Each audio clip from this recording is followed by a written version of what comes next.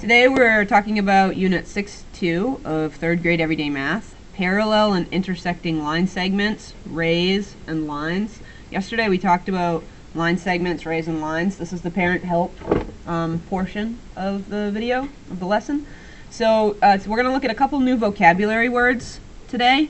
We're going to look at the word parallel, and we're also going to look at the word intersect. So when we talk about the word parallel, parallel means two lines, or two line segments, or two rays that just keep on going. So it would be as if these lines just continued forever and ever and ever and ever. Alright? That means parallel. Parallel is one on the other. Parallel could also look like this. Let's say make two line segments this time. Okay, these are parallel line segments. These are parallel lines. Okay, if we wanted to put an arrow on the end of these, we could make them parallel rays. And this indicates that this would just keep going in that direction. One important thing to know about parallel are parallel line segments or rays. They never cross. No matter how far you extend them out, they would never cross. One way to look at parallel and even talk about it with the kids is when we talk about a sidewalk. So if we have a sidewalk here, this is our sidewalk, and we would walk here in the middle of it. This side of the sidewalk and this side of the sidewalk never cross. They just keep going. Okay, I mean eventually they end, it's a sidewalk.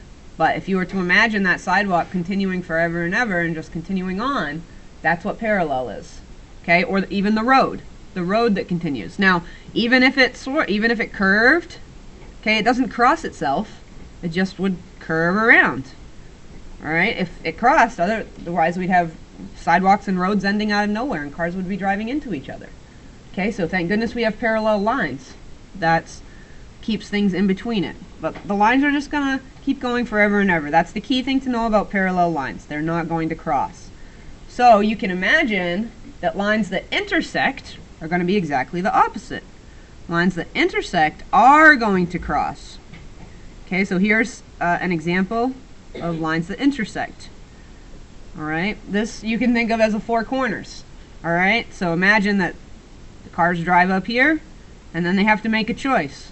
Alright, they could go this way, or this way. But the point is, eventually intersecting lines, or lines that intersect, are going to cross another line at some point.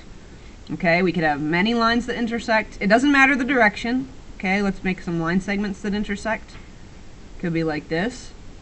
And it could even be, let's make arrays that intersect. And look, we could make the intersection so it's just a small intersection. Look at this. So that it's not even opened up as wide, so that the angle to here is a wider and here's a smaller angle. Alright, so lines that intersect can look like many different things. Lines that are parallel can also be in many different, be facing many different ways, but the key is these never cross, and intersect. Lines that intersect, they cross at some point. Okay, maybe not even right away, but they always cross. Alright, so these are things that when you're talking about it at home, talking about it with your kids, use things they see in their everyday lives. Alright? Look for surfaces that are parallel. Look for surfaces that are intersecting. What we want kids to be able to do, we want them to be able to continue to identify these line segments, lines, and rays. We want them to be able to identify parallel and intersecting lines, line segments, and rays. We want them to be able to model and draw. We want them to draw these parallel and intersecting pairs of lines, line segments, and rays. And so at home, we're going to be doing this activity in the classroom, but at home, have them find things that are parallel. Have them sketch it out. Have them talk about how it's parallel. Have them find things that intersect. Have them talk about how it intersects. Have them sketch it out. Have them draw it. And the other thing that we want kids to be able to do for this lesson is to model geometric figures.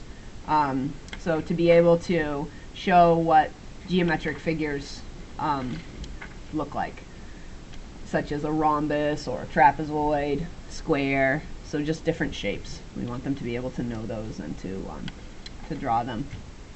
So you can talk about shapes at home, talk about the different, what shapes different things are, talk about the different kinds of lines and line segments and rays maybe that are appearing in different shapes. Mostly you'll be talking about line segments, but you could imagine if one side was made out of a ray or a line, and that it just kept continuing in both or one direction.